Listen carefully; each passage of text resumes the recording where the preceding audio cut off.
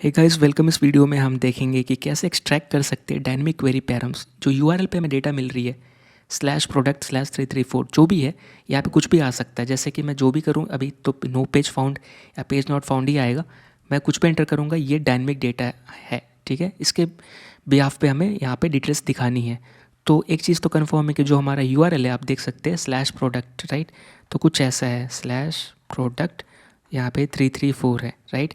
तो फिर अगली बार अगर कोई और प्रोडक्ट होगा तो उसके लिए 443 ऐसे कुछ आएगा। तो ये चीज़ चेंज होता रहेगा, यहाँ पे कुछ भी आ सकता है 553 111 कुछ भी। इसका मतलब कि हमें पहले तो क्या करना पड़ेगा, इसका जो राउट्स है उसको रजिस्टर करना पड़ेगा। तो जब आप राउट रजिस्टर करेंगे तो कुछ ऐसा लिखेंगे, ठीक है। ये क्योंकि अपना कांस्टेंट है प्रोडक्ट, उसके बाद स्लैश, फिर ये जो चीज़ है ये डायनेमिक है। तो इसके लिए हमें यहाँ पे एक्सप्रेस को बताना पड़ेगा कि हम जो यहाँ पे बोल रहे हैं प्रोडक्ट आईडी, ठीक है। ये चीज़ यहाँ पे जो भी डायनेमिक चीज़ आएगा उसको हम एक्सेस करेंगे इस वेरिएबल या फिर इस कीवर्ड के ऊपर या फिर इस आइडेंटिफायर के ऊपर। ये कॉलन बताता है कि स्लैश के बाद जो भी आएगा वो डायनेमिक है और उसको आप एक्सेस कर सकते हैं प्रोडक्ट आईडी पे। तो जैसा आप देंगे डेटा वैसा आपका ये डेटा प्रोडक्ट आईडी पे अवेलेबल रहेगा, ठीक है। तो यही चीज़ करते हैं यहाँ पे।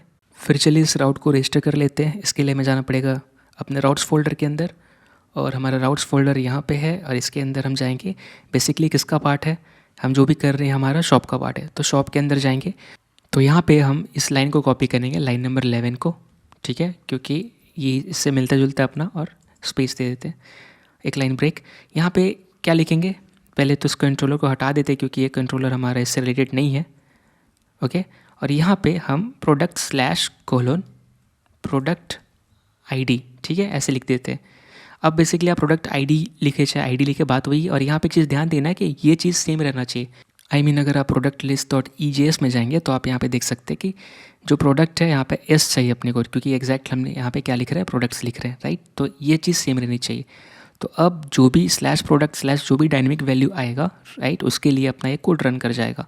अब इसके लिए हम कंट्रोलर बना लेते हैं। तो हम क्या करेंगे, यहाँ पे कंट्रोलर वाले में जाएंगे। तो कहाँ पे है अपना कंट्रोलर, सबसे ऊपर, और shop.js के अंदर जाएंगे। यहाँ पे आप चाहे तो एग्जैक्ट एक और बना लीजिए, तो कहीं पे भी। मैं यहाँ पे गेट प्रोडक्ट्स के नीचे बना लेते हैं। तो इसको मैं कॉपी करूँगा, या आप चाहे तो लास्ट में बना सकते हो। सो मैं यहाँ पे पेस्ट कर देता हूँ, ठीक है। यहाँ पे क्या रहेगा, गेट माई प्रोडक्ट डिटेल्स, ठीक है, ये मैं लिख लेता हूँ। या फिर गेट प्रोडक्ट डिटेल्स भी सही रहेगा, तो लेट्स से मैं यही रखता हूँ। और यहाँ पे मैं सारा चीज़ सेम रहेगा। अपने को यहाँ पे इसको अभी कुछ नहीं करना है, ठीक है। और ये जो रहेगा यहाँ पे, मैं कॉन्स्ट प्रोडक्ट आईडी के ऊपर क्या करूँगा, रिक्वेस्ट से क्या उठाना है, पहले हम बॉडी यूज़ करते थे, यहाँ पे अब रिक्वेस्ट डॉट क्या यूज़ करेंगे, पैरम्स, ठीक है। और इसके ऊपर अपना क्या आएगा, प्रोडक्ट आईडी। अब ये प्रोडक्ट आईडी कहाँ से आ रहा है हमें पता है, अगर हम कंपेयर करेंगे तो अपने फाइल को, सॉरी राउट को। तो आप ये देखिए, राउट में आपने खुद लिखा है यहाँ पे प्रोडक्ट आईडी यूज़ कर रहे थे, यानी आप कह रहे हो कि जो भी स्लैश के बाद डेटा आएगा आपका किस पे आएगा, प्रोडक्ट आईडी पे आएगा, इसलिए हम यहाँ पे यूज़ कर रहे हैं। और इसके बाद आप क्या करेंगे, रिस्पॉन्स डॉट रीडायरेक्ट कर देंगे, ठीक है, रीडायरेक्ट, और आप कर दोगे वापस रूट पे भेज दोगे, ठीक है। तो ये चीज़ सही है। और हम चाहे तो क्या कर सकते हैं, एक बार देख लेते हैं, कंसोल डॉट लॉग करके प्रोडक्ट आईडी, इसको मैं कॉपी पेस्ट कर लेता हूँ ताकि अपने को एग्जैक्टली पता चले क्या आ रहा है। और यहाँ पे कॉमा देके ये, ठीक है। अब इसको हम वहाँ पे लिंक कर देते हैं, कहाँ पे, राउट में। तो shop controller dot get my product या गेट प्रोडक्ट, यही है, राइट, गेट प्रोडक्ट डिटेल। और अभी अगर हम वापस रिफ़्रेश करेंगे तो अपने को ये चीज़ जो है पेज नॉट फाउंड दिख रहा है, क्योंकि एक्चुअली जो राउट है /product नहीं है, प्रोडक्ट्स है, ठीक है। तो इसको कहाँ से ठीक करना पड़ेगा आपको पता है, ठीक ऑलरेडी हमने कर चुका है। हम पीछे जाएंगे और यहाँ पे रिफ़्रेश करेंगे। अब किसी पे वापस पे क्लिक करेंगे, किसी एक पे, लेट्स इस पे करते हैं। तो अब देखिए, अभी हम वापस आ गए किस पे, रूट पे, यानी इंडेक्स पेज पे। और यहाँ पे आप देख सकते हो 111 आ रहा है, राइट। ये चीज़ आप नीचे वेरीफाई कर सकते हो। अगर वही चीज़ मैं दूसरे पे जाऊँ, लेट्स से सेकंड वाले पे, तो ये देखिए अभी 111 आया था, अभी 334 आ रहा है, यानी कि ये सही काम कर रहे हैं, राइट। अब यहाँ पे एक चीज़ ध्यान देने वाली ये बात है कि अगर मैं यहाँ पे वापस सेम URL फॉलो करूँ, ठीक है, /products, राइट, ऐसे ही था। और इसके बाद लेट्स से मैं कल को डिलीट भी करना चाहूँगा, ठीक है। तो आप यहाँ पे देखिए, आप जो दे रहे हो यहाँ पे आ जा रहा है, राइट। अब ये क्या है बेसिकली, कल को आप एक नया राउट सेट करोगे, राइट। एग्जांपल के लिए आप यहाँ पे ऐड कर रहे हो राउटर डॉट गेट, ठीक है, और यहाँ पे प्रोडक्ट्स स्लैश डिलीट आप एक राउट ऐड कर रहे हो।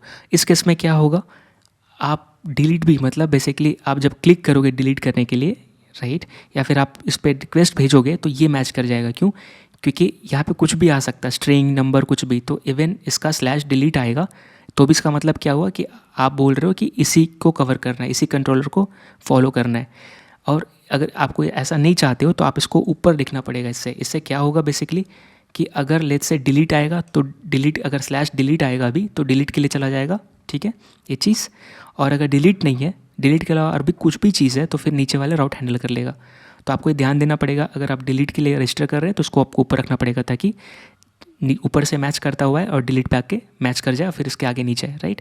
तो लेट्स से अगर मैं वापस रिफ्रेश करूँगा, स्लैश प्रोडक्ट्स डिलीट ऐसे करके किया तो आप देखिए कुछ आता है यहाँ पे, डिलीट आता है, राइट, क्योंकि इसके लिए कंट्रोलर नहीं है, राइट। तो अगर लेट्स से मैं कुछ भी राउट ऐसे यहाँ पे लिख दूँ तो आप देखोगे कि नीचे नहीं आएगा। सो मैं फिर से इसको सेव किया और लेट्स से मैं फिर से डिलीट किया तो नहीं आया। मैं टाइप करके देख लेता हूँ स्लैश प्रोडक्ट स्लैश डिलीट, तो ये देखिए, राइट, कुछ भी नीचे नहीं आ रहा है, क्योंकि बेसिकली इसका मतलब ये है कि ये राउट ये मैच कर जा रहा है और उसके बिहाफ पे ये कंट्रोलर रन हो जा रहा है। ये कंट्रोलर वैसे इसका पार्ट नहीं है, जैसे एग्जांपल देने के लिए कि अगर आप कुछ भी ऐसा कर रहे हो तो आपको हमेशा ध्यान देना पड़ेगा कि आपको उसको ऊपर रखो, राइट। डायनेमिक वाले से हमेशा ऊपर रखना पड़ेगा ताकि अगर एग्जैक्ट ये है तो ये मैच करे, नहीं तो फिर नीचे वाले में जाए, ठीक है।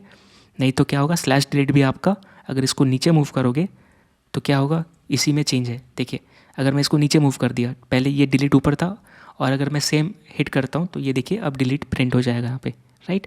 तो ज़रा सा पोजिशनिंग चेंज किया और फिर देखिए कैसा कैसा काम कर रहे हैं, यानी कि बहुत अंतर है पोजिशनिंग में, राइट। क्योंकि अब जो भी है सब ये हैंडल कर ले रहा है, क्योंकि आप कह ही रहे हो कि स्लैश प्रोडक्ट स्लैश एनीथिंग, तो उस केस में डिलीट भी आ जाता है। और अगर इसी को ऊपर मूव कर दे तो इसका मतलब क्या, आप कह रहे हो स्लैश प्रोडक्ट स्लैश डिलीट है तो ये चले, और अगर डिलीट नहीं है तो फिर नीचे जाए, क्योंकि ये मैच नहीं किया तो ये तो मैच कर ही जाएगा, राइट, क्योंकि ये डायनेमिक हैंडल कर रहा है। तो आई होप आप समझ गए होंगे। इसको मैं पूरा हटा देता हूँ। अब अपने को क्या करना है कि इसके रिगार्डिंग डिटेल बेसिकली आपको क्या करना है, दिखाना है यहाँ पे, राइट, अपने पेज पे। तो अभी के लिए हम यहाँ पे ये कर रहे थे, उसको भेज दे रहे थे वापस रूट पे। हमें ये नहीं करना, हमें बेसिकली क्या करना है, यहाँ पे रेंडर करना है, राइट, और अपने को प्रोडक्ट आईडी फिल्टर करके उसको भेजना है। तो हम तो यूज़ करने वाले हैं यही रिस्पॉन्स डॉट रेंडर मेथड, लेकिन हमें इसको डेटा भी भेजना पड़ेगा। तो पहले तो हमारा एक फ़ाइल ऑलरेडी है, right, product details dot EJS, जिस पे कि हमारा डिटेल दिखेगा।